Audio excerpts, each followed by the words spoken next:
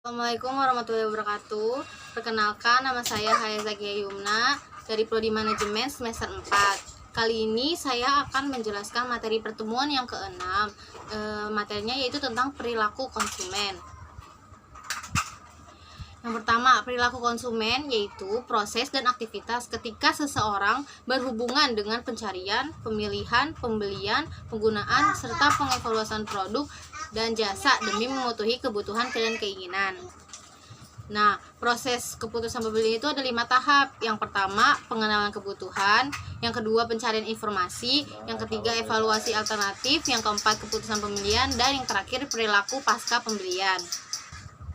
Nah, yang pertama ini ada pengenalan kebutuhan kan. Nah, apa sih pengenalan kebutuhan tuh? Pengenalan kebutuhan itu proses pembelian dimulai saat pembeli mengenali adanya masalah atau kebutuhan.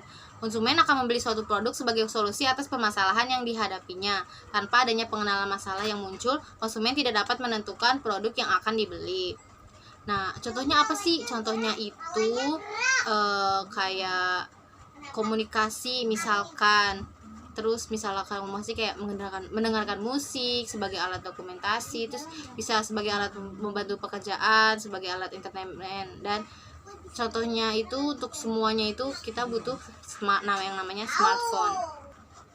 Nah, yang kedua itu ada pencarian informasi. Nah, setelah memahami masalah yang ada, konsumen akan termotivasi untuk mencari informasi untuk menyelesaikan permasalahan yang ada melalui pencarian informasi. Nah, berikut ini tuh ada contoh berikut ini adalah sumber informasi konsumen yang saat akan membeli satu. Yang pertama, dari sumber pribadi. Sumber pribadi itu misalnya dari keluarga, teman, tetangga, atau kenalan. Yang kedua, dari sumber komersial, yaitu tuh contohnya dari iklan, dari wiranaga, penyalur, dan sebagainya. Yang terakhir ada sumber publik, itu biasanya dari media massa, internet, dan lain-lain. Nah, yang ketiga ini kan ada evaluasi alternatif. Nah, setelah konsumen mendapatkan berbagai macam informasi, konsumen akan mengevaluasi alternatif yang ada untuk mengatasi permasalahan yang dihadapinya. Contohnya tadi kan handphone. Handphone itu kan harus tahu mereknya, kualitasnya, terus harganya juga, tempat untuk pembelian handphone tersebut. Nah, contohnya ini dari informasi yang didapatkan mengenai smartphone, konsumen mendapatkan 4 pilihan smartphone yang sesuai dengan kebutuhan dan keinginan, membandingkan keunggulan-unggulan dari setiap produk. Salah satunya perihal budget atau harga yang menjadi salah satu pertimbangan penting. Konsumen dapat menggunakan pembobotan dari masing-masing keunggulan produk sehingga diperoleh produk yang maksimal yang sesuai dengan kebutuhan yang diinginkannya. Yang keempat ada keputusan pembelian. Nah, setelah konsumen mengevaluasi beberapa alternatif strategis yang ada, konsumen akan membuat keputusan pembelian. Dalam satu kasus pembelian, konsumen bisa mengambil beberapa subkeputusan meliputi merek, pemasok, jumlah, waktu pelaksanaan, dan metode pembayaran. Nah, yang terakhir yang kelima yaitu perilaku pasca pembelian. Nah, setelah membeli produk tersebut, konsumen akan melakukan evaluasi apakah produk tersebut sesuai dengan harapannya. Nah, pada fase ini konsumen akan memberikan respon atau feedback atas produk yang telah dibeli, apakah konsumen puas atau tidak puas. Bila konsumen sangat puas atas produk pilihannya, maka akan menjadi konsumen tersebut akan menjadi loyal terhadap produk atau merek produk tersebut. Nah, selanjutnya ini ada faktor-faktor yang mempengaruhi perilaku konsumen. Ada 3 faktor. Yang pertama faktor pribadi, faktor psikologi, dan faktor sosial. Yang pertama itu ada faktor pribadi. Faktor pribadi itu adalah faktor yang paling menentukan dalam pembelian suatu produk. Hal ini dikarenakan karena sangat dipengaruhi oleh beberapa karakteristik seperti yang pertama situasi ekonomi, gaya hidup, umur, dan siklus hidup.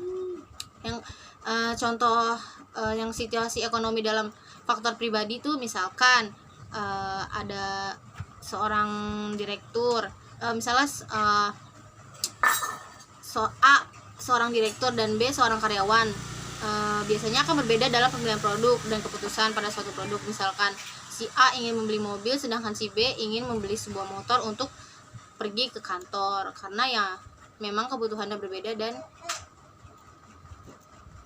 yang kedua ada gaya hidup, pola kehidupan seseorang yang diekspresikan dalam aktivitas ketertarikan dan opini orang tersebut.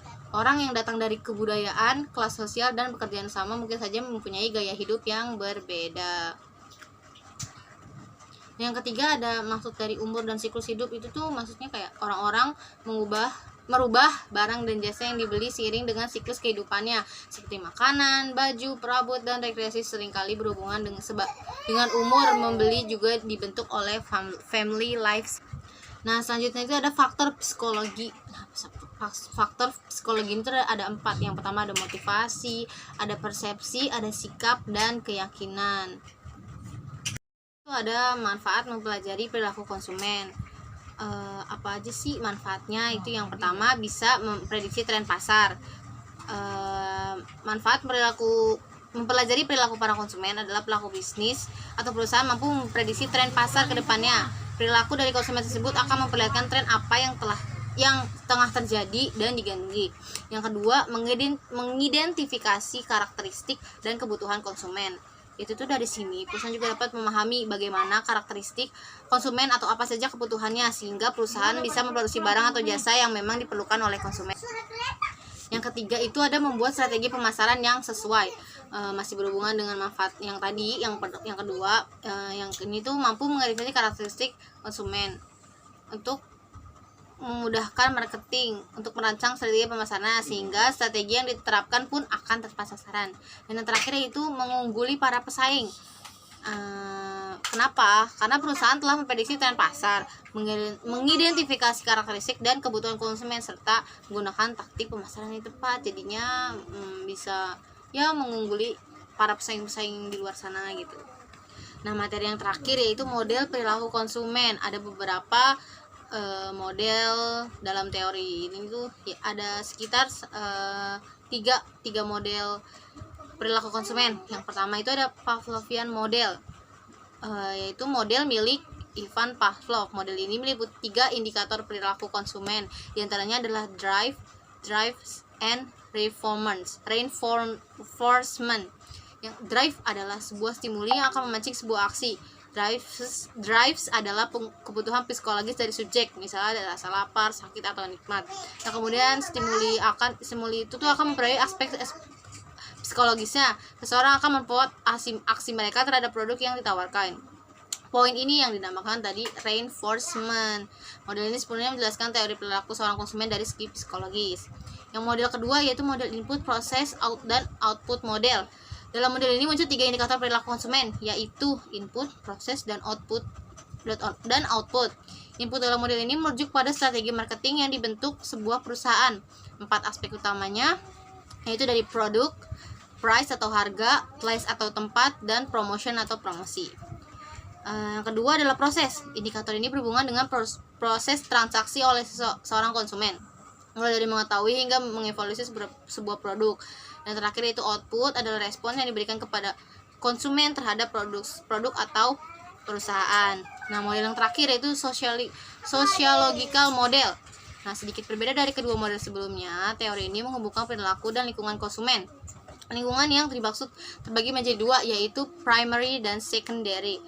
Primary society terdiri dari orang-orang yang terdekat konsumen seperti teman dan keluarga, sedangkan secondary society adalah orang lain dalam lingkungan konsumen yang memiliki kesamaan kepribadian dengan mereka. Fokus dalam model ini tuh berkaitan dengan gaya hidup konsumen. Sekian materi yang dapat saya sampaikan mengenai perilaku konsumen. Selebih dan kurangnya mohon maaf. Wassalamualaikum warahmatullahi wabarakatuh.